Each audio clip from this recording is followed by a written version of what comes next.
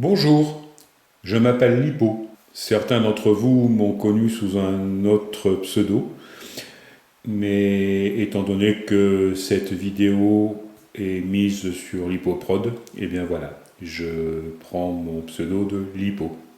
Pourquoi cette série de 12 vidéos consacrées à la chasse au trésor sur la trace de la chouette d'or?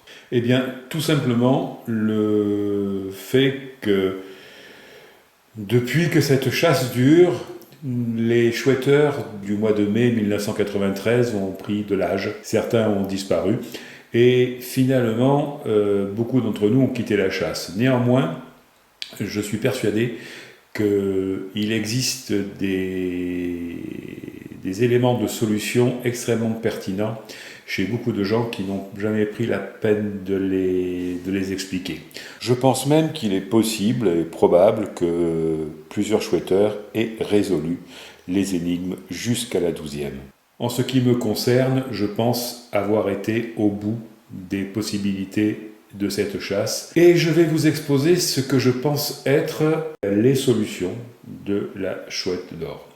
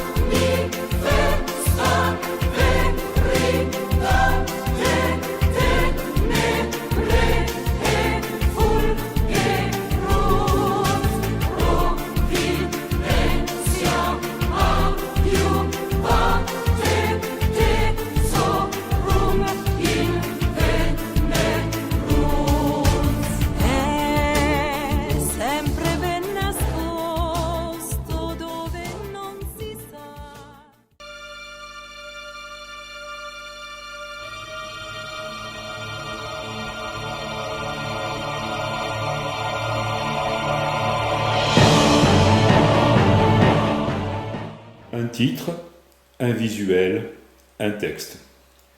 Le titre. Il est évident qu'il va nous demander de nous intéresser plus précisément au visuel, puisqu'il va falloir regarder. Le visuel indique que l'on part des couleurs de l'arc-en-ciel pour arriver à la lumière blanche. Par conséquent, on doit passer pour cela soit par un prisme, le prisme de décomposition de la lumière blanche qui donne les couleurs de l'arc-en-ciel, soit par ce que l'on appelle le disque de Newton, c'est-à-dire la rotation des couleurs qui permet d'obtenir, dans le cas du disque de Newton, du gris, que l'on peut effectivement assimiler à du blanc. D'ailleurs, l'indication supplémentaire, le champion du monde pédalera-t-il assez vite pour que son maillot devienne blanc, confirme bien le fait de devoir faire tourner très très vite les couleurs de l'arc-en-ciel, puisque le maillot de champion du monde dans le cyclisme, c'est le maillot arc-en-ciel. Le texte nous donne 5 chiffres. Avec le visuel, il fallait penser à regarder les longueurs d'onde correspondant à ces chiffres pour savoir que la 530 était du vert, que le 470 était du bleu, que le 600 était de l'orange, que le 420 était un violet, et le 650 un rouge. Mais cela ne nous indiquait pas quelles étaient les couleurs qu'il fallait ensuite employer, car en fait, on pouvait très bien imaginer que la 780 trouve sa place derrière la 650, ou que la 580 se trouve entre la 530 et la 470. Aucune raison ne pouvait nous donner, de par le tableau des longueurs d'onde, l'ordre des énigmes manquantes. Donc, il fallait penser à associer à chaque couleur sa couleur complémentaire. Et là, nous obtenions 2 colonnes.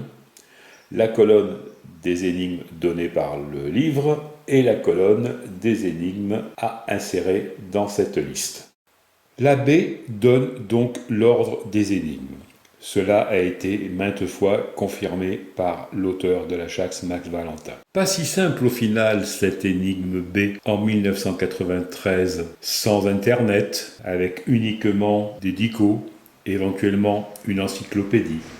Aujourd'hui, évidemment, elle est considérée comme négligeable, mais c'est un tort, je pense, parce qu'elle donne, de mon point de vue, une façon de percevoir l'énigme suivante telle qu'elle doit être. Il nous attend patiemment, il nous faut tenter de décrypter le livre codé savamment. Max a tout organisé, la chasse et ses dangers, le grand frisson de la course au trésor, chercheur marchand